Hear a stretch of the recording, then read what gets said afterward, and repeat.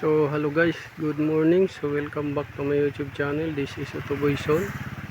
So may gagawin tayo ngayong diagnose, repair Toyota Hiace. Ito ang problema nito, walang wiper. So ngayon ang gagawin natin dito, dahil walang wiper, ay check natin.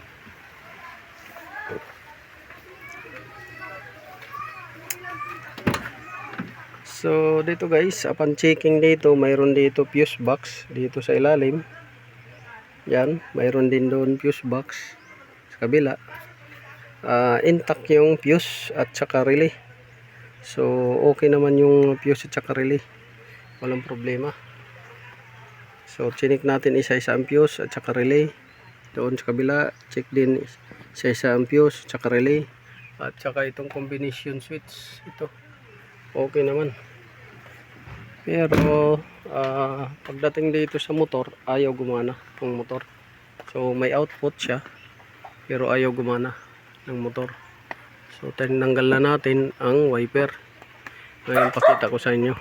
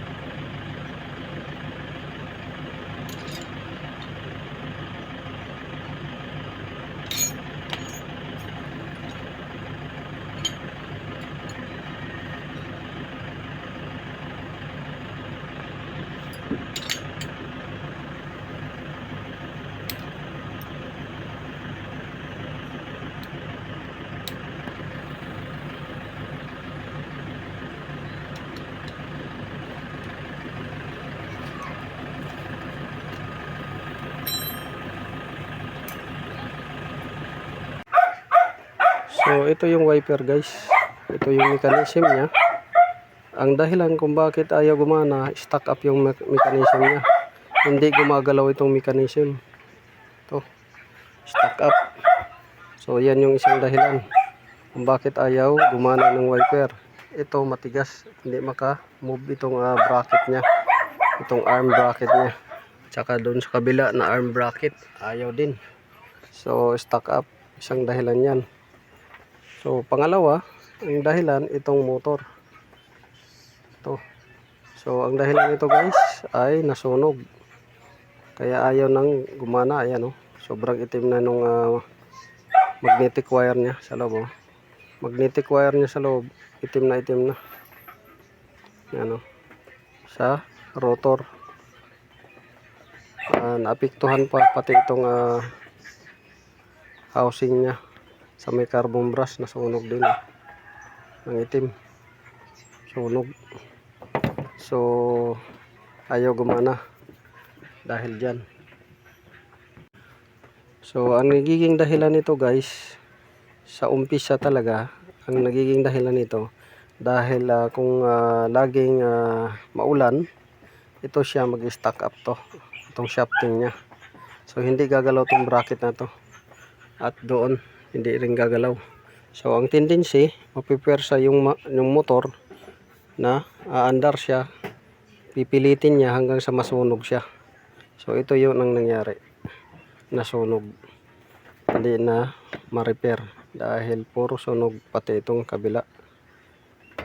Yan. So ang remedyo nito ay wala, or pwede ito i-rewind, pero mas maganda bilhan na lang ng bago. Itong ano na to, bilhan na lang siya ng bago. Tapos ito ibo-blowtorch to hanggang sa matuno yung bakal at gumalaw siya. Ito, dahil naka-stack up talaga siya, hindi siya mapihit. So yun lang guys ang nagiging dahilan yan. Simula dito sa dahilan na to, pag-stack up ng arm, wiper arm mechanism, nasunog yung motor. So walang wiper yung IS.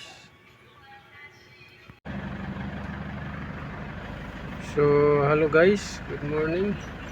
So ito, may nire-repair tayong Toyota Hiace radio. Walang lumalabas na volume. Ayan, walang volume. Ayan guys. So upon checking dito guys, sa natin speaker dito, walang connection na, putol na. Ayan.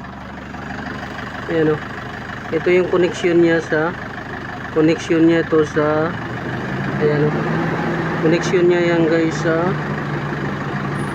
speaker. Pinutol na nila, pinundim na nila yung connection dito sa speaker. Ayan, kita nyo, wala na siyang connection, pinutol na.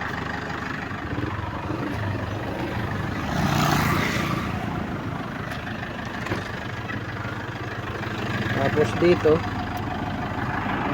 may connection pa dito, pero sira na yung speaker, nabasa, pinasok ng tubig, sira na, nabasa siya.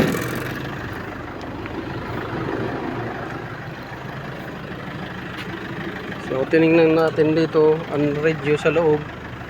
So kahit na confirm natin dito at saka doon sa kabila na hindi na talaga siya gagana, gawa ng dito sa left side putol ang connection, putol na connection sa left side. Tapos doon sa right side ay nasunog dahil nabasa ng ulan, pumasok. So ngayon dito tayo sa loob. Ito naman yung radyo, tatanggalin natin para ma-check yung likuran niya kung mayroon bang problema. So ayan, na-check natin yung likuran. So wala naman siyang sunog dyan, wala siyang sunog, walang sunog yan. Tapos yung harness niya dito ay wala naman tayong napansin na dumikit sa bakal o nag-short. So wala tayong nakita na abnormalities like nasunog na wire, dumikit sa dashboard frame, kumiskis, nasugat, nag-short. So wala, balot na balot naman siya. Ngayon itong radio, ngayon titingnan natin doon dahil ang kulay doon puti at saka pula. Dito kailangan may puti at saka pula sa loob or sa likuran ng radio.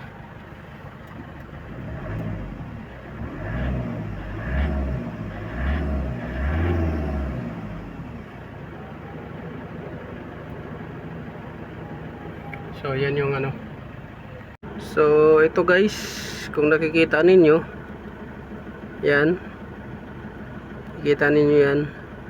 So itong pula at saka puti, speaker wire yan sa left side, speaker wire sa left side dito sa driver yan. So yan yung connection, pula at saka puti.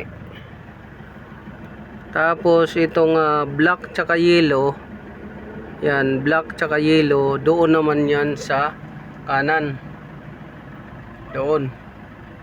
So yan yung connection nya. So ito yung sa mga speaker, white red, magkaparis yung white red dito sa left side speaker, black yellow doon sa right side.